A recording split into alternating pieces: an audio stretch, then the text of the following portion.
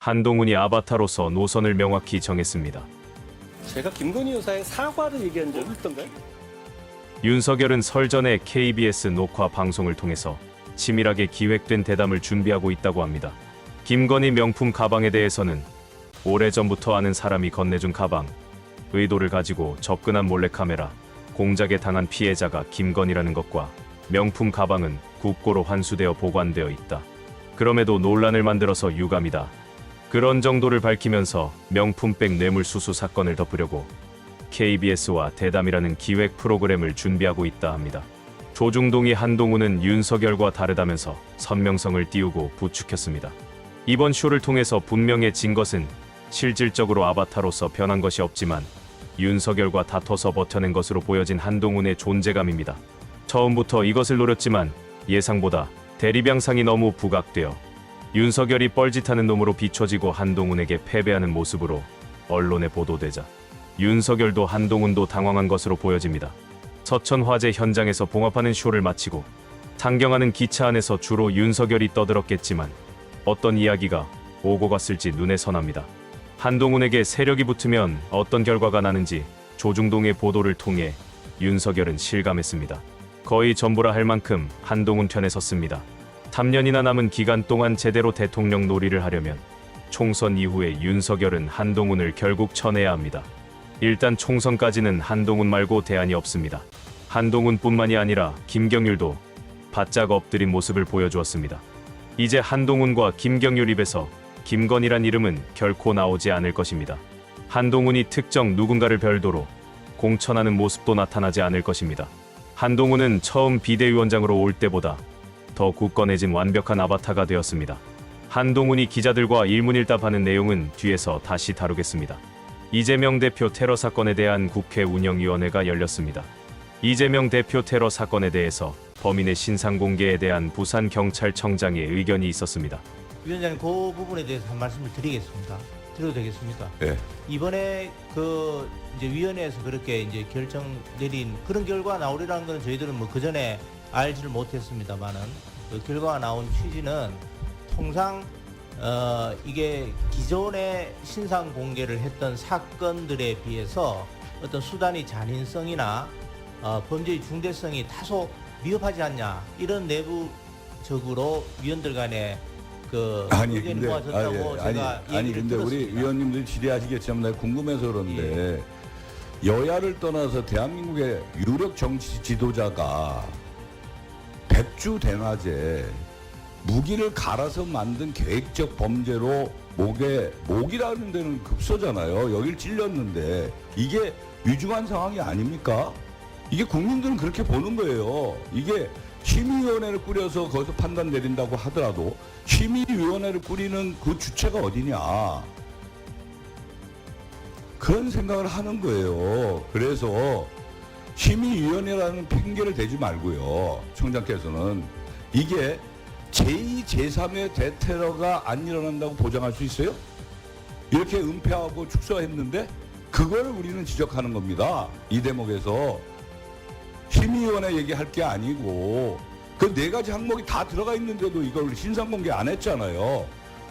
리포트 주미대사도 그 당시에 바로 그 자리에서 신상공개했어요. 그때도. 우리 국민들이 봤을 때는 정말 이거는 은폐하려고 한 거 아니냐, 이런 얘기예요. 내가 다른 위원님들 질의 때문에 더 이상 얘기 안 하겠는데 우리 우 총장께서는 그런 걸 인지하고 답변을 해주셨으면 좋겠다, 이런 말씀을 드리는 겁니다. 경찰에서는 심의위원회 결정이어서 어쩔 수 없다 이야기를 하지만 지방경찰청에서 심의위원회 위원을 정하고 소집하여 심의위원회 개최 여부를 결정하는 것입니다. 경찰청이 심의위원회를 만든 취지는 일관성이 없었던 공개 기준에 대해서 그러한 미비점을 보완하기 위해 신설한 제도입니다. 존중은 받아야 하지만 강제적인 명령이 아니라 의견일 뿐이고, 경찰과 검사가 그 결정을 받을 수도 있고 다른 판단을 할 수도 있습니다. 특정 강력범죄의 처벌에 관한 특례법 제8조에서는 피의자의 얼굴 등 공개에 대해서 검사와 사법경찰관은 다음 각 호의 요건을 모두 갖춘 특정 강력범죄 사건의 피의자의 얼굴, 성명 및 나이 등 신상에 관한 정보를 공개할 수 있다 라고 공개 권한이 검사와 사법경찰관에게 있음을 명시하고 있습니다. 범인의 신상을 공개하는 것은 일어난 범죄가 다시는 일어나지 않아야 할 매우 잘못된 범죄라는 경각심을 심어줄 필요가 있을 때입니다. 범인의 신상이 미공개로 결정되고 사건이 축소 은폐되는 모습에서 우리나라처럼 지지 정당별로 감정적 대립이 심하고 상대 진영에 대한 폄하나 비하가 일상화된 나라의 경우 가장 우려되는 것은 모방 범죄와 보복 범죄를 부추길 수 있다는 것입니다. 일반 사회에서 벌어지는 강력 범죄와 파급력이 절대 같을 수가 없는 사건인데 경찰의 결정은 이런 면에서 무척 아쉽게 되었습니다.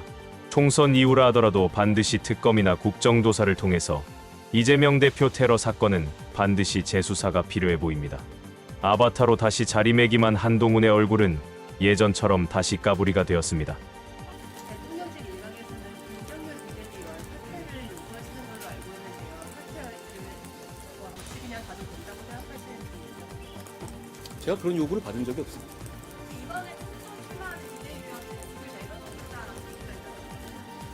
그런 검토를 해본 적이 없습니다. 김경민 차이사가 오늘 논란 이후에 처음으로 이제 모습을 드러내셨는데 이후에는 사실상 비대위원님도 마찬가지로 김경민 입장에서 생각을 자제하고 있거든요. 앞으로는 당에서는 이제 이 입장에 대해서는 언급을 안 했다 이런 지적을 해주거든요. 제가 어제 말씀드린 건 제 입장이 변한 게 없다라는 것이죠. 그러면 국민 눈높이에 맞춰서 보신다고 말씀하셨고 그 김건희 여사의 사과도 필요하다고 말씀을 주셨었는데 그때 입장이랑 다르지 않은지 알고 싶습니다. 제가 김건희 여사의 사과를 얘기한 적이 있던가요? 필요성이 있어 보인다라고 그때 제가 그런 말씀 드렸던 건 아니고 제가 드렸던 말씀을 그대로 이해해 주시면 되겠습니다. 저는 태연한 얼굴로 교묘하게 말 바꾸며 대답하던 한동훈이 쏟아지는 질문에 더는 버티지 못하고 도망갑니다. 김경률은 너무나 어색하게 김건희를 빠는 것으로 노선을 바꿨습니다. 도이치모터스 주가 조작 사건이 있었습니다. 일반인의 상식으로 접근컨대 도이치모터스 주가 조작 사건 역시 경제 사건에서 밝혀져야 할 핵심적인 사항으로서 자금의 흐름이 모두가 밝혀졌습니다. 왜 이와 같이 명확한 사건들이 흐름들이 민주당만 가면 뿌얘지는지 흐릿해지는지 정쟁의 영역으로 가는지 모르겠습니다. 도이치모터스 주가 조작 사건은 끊임없는 정쟁의 원인이 되고 있습니다. 김건희 주가 조작 사건은 수사 한번 제대로 받은 적이 없지만 이미 다 밝혀진 끝난 사건이라고 말합니다. 다 밝혀진 끝난 사건이면 주저리 떠들지 말고 특검을 받으면 됩니다. 한동훈과 김경률의 오늘 발언은 대통령실에서 요구한 분명한 입장 표명 요구에 부응한 것으로 보여집니다.